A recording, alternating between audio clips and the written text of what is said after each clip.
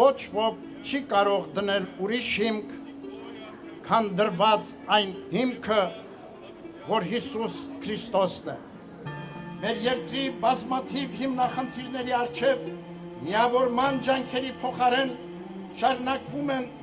հասարակությանը պառակտելու ցավալի գործողությունները։ Իշխանությունների կողմից սանձազերծված հակաեկեղեցական արշավը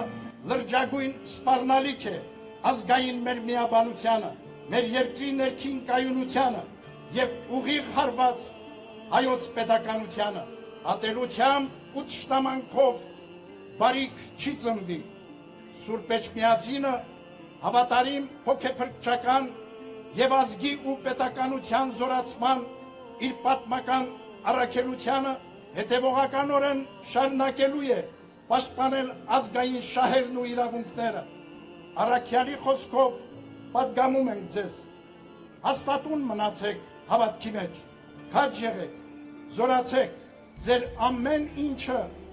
սիրով թող լինի,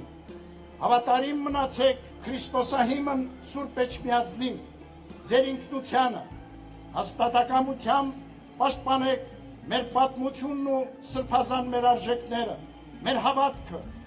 սրբությունները եւ նախանձախնդիր եղեք ազգաշեն ու հայրենօգուտ բարի գործերի մեջ։ Մեր Տեր Հիսուս Քրիստոսի շնորհները, սերը եւ խաղաղությունը թող լինեն մեզ եւ ամենքի հետ